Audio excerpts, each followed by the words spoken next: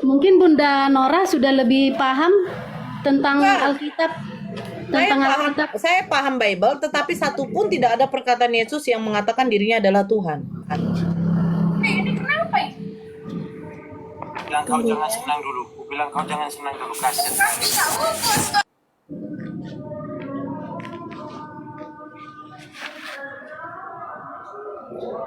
Ya di mana dek datanya Petrus mengatakan Yesus Tuhan? Sebentar ya, Bunda. Oke, Yang tadi kenapa turun? nggak tahu. Dia turun sendiri mungkin. Izin jawab, Ibu Nora. สวัสดีครับนะครับเลย Kep nai oten tela kop nai, bujang tela oten. นะครับเลยนะครับอดเจนนะ Kap ครั le บ lah, kap le.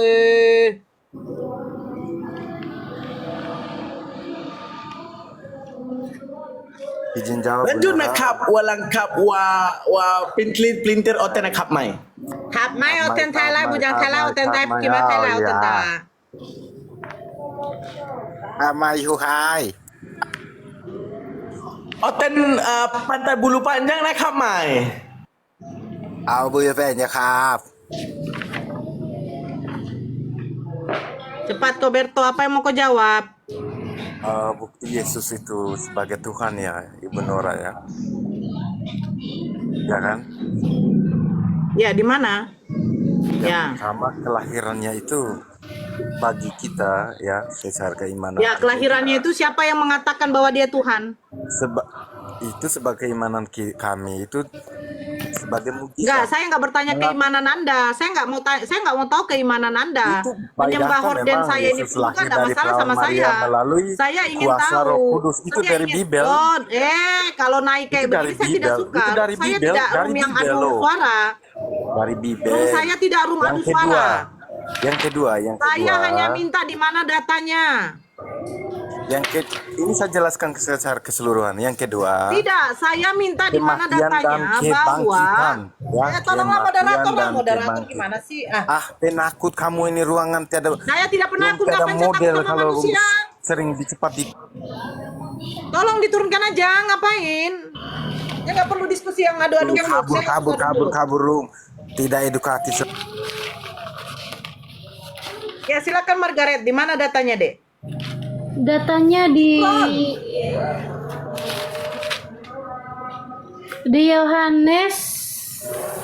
Yohanes 14 ayat 4, Bunda. Yohanes 14. Gimana? Yohanes 14 ayat 6. Yohanes 14 iya ayat 6,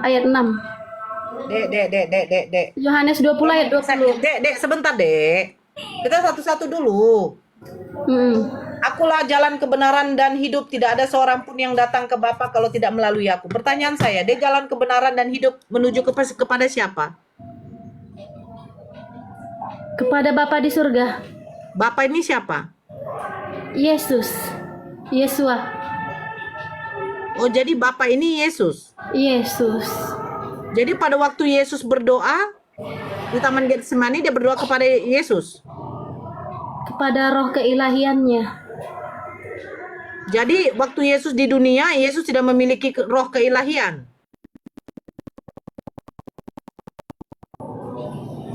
Tidak. Oh, Cuman Roh Kudus saja. oh, roh ilahi dengan roh kudus beda. Beda. Beda, Bunda. Oh, roh ilahi itu seperti apa? Kemuliaan. Roh kudus seperti apa? Roh Kudus roh hikmat. Jadi pada waktu Yesus membuat mukjizat, roh apa yang ada pada dirinya?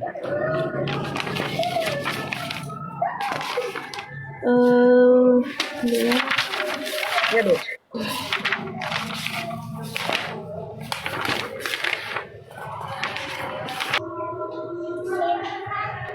lagi buka resep Apa tadi, Bunda? bikin bakwan. Apa tadi, Bunda? Ketika Yesus membuat mukjizat, roh apa yang ada pada diri Yesus?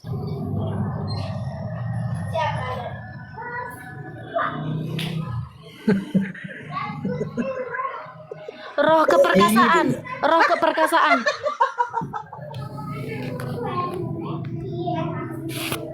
Roh keperkasaan. Roh keperkasaan itu roh malam Jumat itu. Jangan dibilang di sini.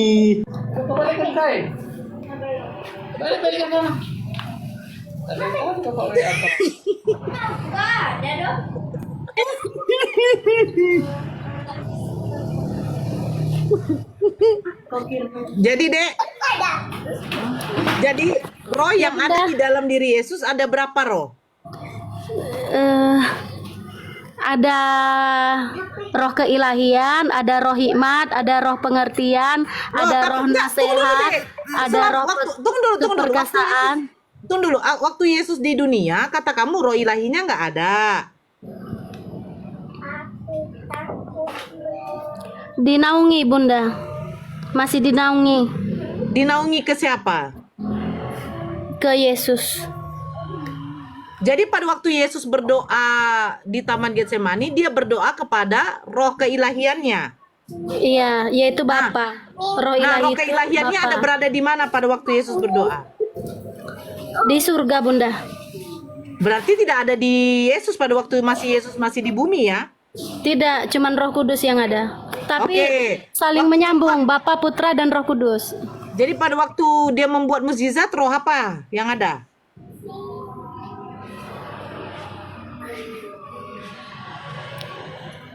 Itu tadi roh keperkasaan Nah, roh keperkasaan ini dari siapa? dari Elohim. Dari Elohim Bunda. Jadi Elohim ini sama dengan Bapa. Iya, Bapa. Jadi Bapa memiliki roh ilahi dengan roh keperkasaan. Roh Elohim itu ada 7. Apa saja? Roh keilahian, roh hikmat, roh pengertian, roh nasihat, roh keperkasaan, roh pengenalan, roh takut akan Tuhan. Jadi Bapa memiliki roh tujuh roh. Iya, roh rahasia Allah. Sekarang tunggu dulu. Roh yang terakhir yang kamu katakan roh takut akan Tuhan, Bapak takut Iya. sama Tuhan siapa? Itu roh kemanusiaan. Roh takut akan Tuhan itu roh kemanusiaan. Roh takut, tapi katanya Bapak Roh memiliki insani, 7 roh. iya. Sebagai insani, roh takut akan Tuhan. Itu rahasia roh Elohim itu.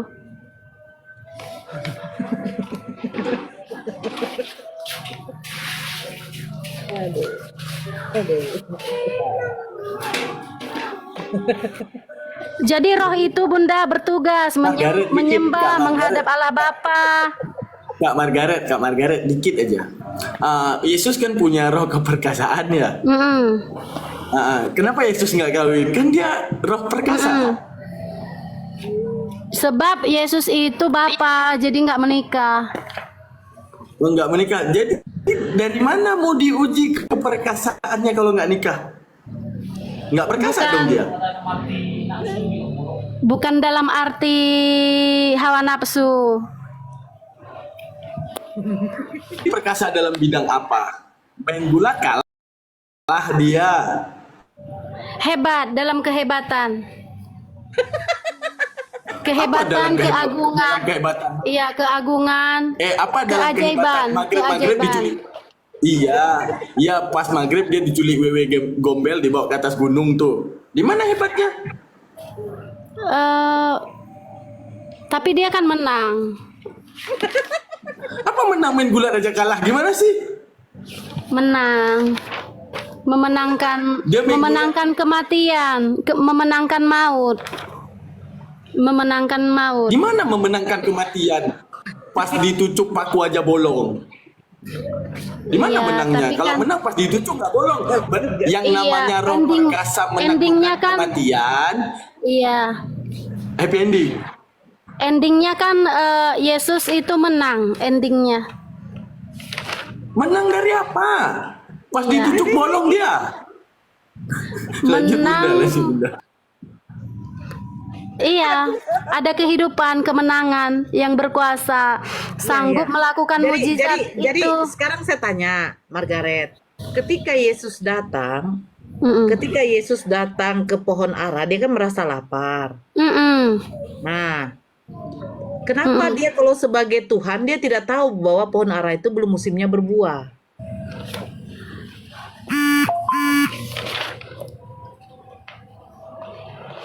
Harusnya Itu. Tuhan kan tahu. Heeh. Nah, itu Itu adalah roh apa memaknai lagi, Bunda. Dek? Itu ada makna. Itu ada maknanya. Sebenarnya apa? Dari buahnya, dari pohonnya kita tahu buahnya gitu. Dari pohonnya kita mengetahui buahnya. Gimana kita tahu buahnya? Buahnya aja nggak ada. Margaret, Mm-mm. Margaret, Mm-mm. kamu tahu nggak pohon durian? Tahu. Pohon durian itu buah musim apa tidak? Musiman. Nah, pertanyaan saya, kalau belum waktunya musim, bagaimana kamu mau tahu bahwa buah itu bagus atau tidak kalau memang belum musimnya?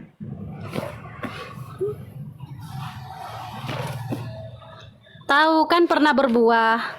Nah, sekarang di dalam Markus 11, di situ dikatakan Yesus mendatangi pohon ara, dia berharap kalau pohon itu ada buahnya. Ternyata pohon itu belum berbuah karena memang belum musimnya. Lalu dia marah dan dia mengutuk.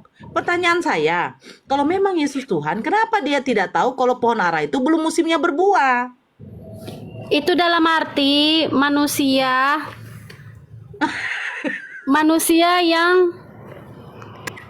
yang sudah mengikut Yesus tapi dia tidak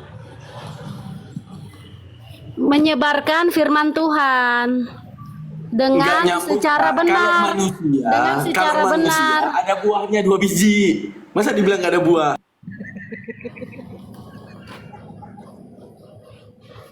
Margaret, Margaret, Itu jangan diartikan seperti buah pohon.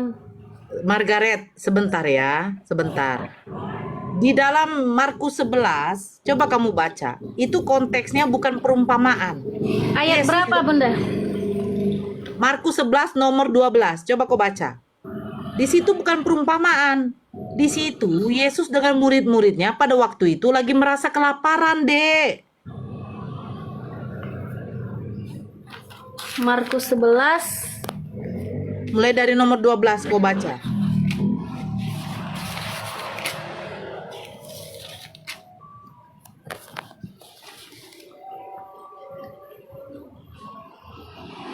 keesokan itu ya. Markus 11 nomor 12. Keesokan harinya sesudah mereka meninggalkan Betania, Yesus merasa lapar. Dari jauh ia melihat pohon ara yang sudah berdaun. Ia mendekatinya untuk melihat kalau ia menemukan sesuatu pada pohon itu. Nah, tunggu dulu, Dek. Namun Berhenti waktu- dulu. Sebentar dulu, Dek. Sebentar dulu. Nah, di situ dia ngapain mendekati pohon ara? Ia mendekatinya untuk melihat, cuman melihat. Melihat apa? Melihat pohon ara. Melihat pohon ara ngapain? Kalau ia menemukan sesuatu, itu dalam arti manusia. Enggak, Dek. Kau baca dulu dari nomor 12-nya. Ngapain dia mendekati? Keesokan harinya sesudah mereka meninggalkan Betania, Yesus Mereka merasa itu kan berarti merujuk banyak kan? Oh iya, mereka meninggalkan Betania, Yesus merasa lapar. Dari jauh Nah, Dia dia mendatangi pohon ara karena dia merasa apa, Dek? Yesus merasa lapar. Nah, berarti dia mendatangi pohon ara kalau dia mendapati sesuatu yang bisa dia makan karena dia merasa lapar, betul tidak? Dari jauh ia melihat pohon ara, dari jauh, masih dari jauh ya, belum dekat, Dia tuh kan belum mendatangi mendekati. loh, Dek. Astagfirullah, memang kalian susah ya mengartikan bahasa Indonesia ya. Iya, Yesus mengutuk pohon ara kan. Keesokan harinya sesudah mereka meninggalkan Betania, Yesus merasa lapar kan. Sambung ayat 13, dari jauh ia melihat, dari jauh. Ya, jauh, terus dia jauh dari jauh kali melihat, umpamanya terus? dari Medan ke Riau. Enggak, kau baca aja terus, Dek. Ini kok makin lama makin Dari gonceng. jauh Jauh, ia kok. melihat pohon ara yang sudah berdaun. Ah. Ia mendekatinya Nah, mendekati dia kan? Nah, untuk melihat kalau ia menemukan sesuatu pada pohon itu. Itu Terus? ibarat manusia lah yang nggak berbuah. Nggak ada ibarat dek, karena Namun dia merasa dek, nggak ada dek. Dia merasa lapar. mengartikan Alkitab Dia harus merasa lapar pedomannya dek. ke Di sini, manusia. perikopnya apa dek? Perikopnya dia perumpamaan. Namun waktu tiba di situ ia tidak menemukan apa-apa selain daunnya, sebab memang bukan musim buah ara. Nah, pertanyaan saya, kalau dia Katanya Tuhan, kepada pohon sebentar itu, jangan lagi dulu, seorang Dek. pun makan Sebentar, buahmu. sebentar. Kalau dia memang Tuhan, kenapa dia belum tahu kalau pohon ara itu belum musimnya?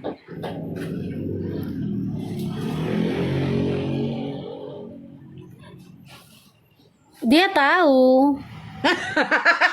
Katanya kepada pohon itu, jangan lagi seorang pun makan buahmu. Dek.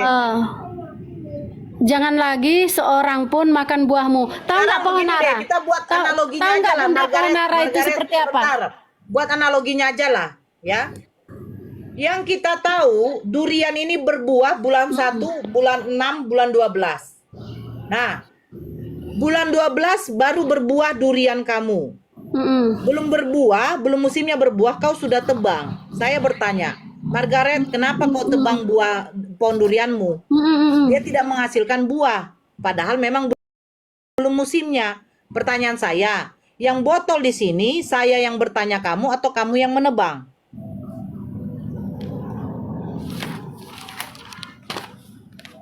Analogi aja, nggak usah kamu bolak-bolak balikan Bibelnya. Margaret punya pohon durian. Pohon duriannya bulan 12 baru bisa berbuah. Karena memang durian itu adalah pohon buah musiman. Kamu menebangnya bulan 10 karena kamu pengen makan. Kamu lihat durian kamu belum berbuah pohonnya, belum berbuah. Nah, kamu tebang. Saya bertanya, Margaret, kenapa kamu tebang pohon durian kamu? Belum berbuah karena dia tidak berbuah. Lah, kan bulan 12 berbuahnya. Kenapa kau tebang? Yang sekarang yang botol di sini, saya yang bertanya sama kamu atau kamu yang menebang pohon itu yang botol? Jawab saya. Ini kata-kata ini sekilas perumpamaan Bunda, nggak bisa diartikan seperti itu. Nah, saya bertanya sama kamu. Saya tidak mengutip itu lagi. Saya bertanya, kamu punya pohon durian, bulan 12 baru berbuah. Tapi bulan 10 udah kamu tebang. Pertanyaan saya, kenapa kamu tebang pohonnya? Karena dia tidak berbuah. Lah, berbuahnya kan bulan 12, Margaret. Nah, yang botol di sini siapa? Saya yang bertanya sama kamu atau orang yang menebang pohon itu? Karena pohon ini udah nggak bisa Saya dipakai bertanya lagi. Perumpamaan, saya bertanya contoh yang lain. Bukan masuk ke dalam Bible kamu. Saya nggak tanya ini. Saya bertanya, ini soal cerita. Iya, alasannya kan nggak nebang pohon itu karena nggak berbuah-buah lagi.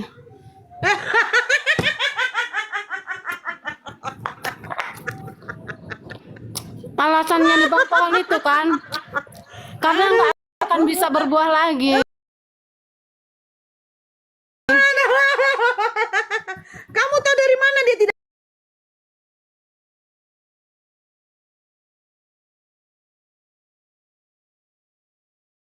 Ada pohon sawit yang jantan kan? Karena nggak berbuah-buah sawit itu kan ditebang. Jadi donat pohon ara gimana itu bentuknya? Saya turunkan aja. Hebat kali itu Oten, sampai ke pohon ara jenis. Kayaknya dia yang tanam kayak itu. Dia yang tanam. Dia tanam tahu itu pohon pohon ara itu jantan ternyata nggak berbuah. Harus betina dulu baru berbuah. Sebenarnya Bunda yang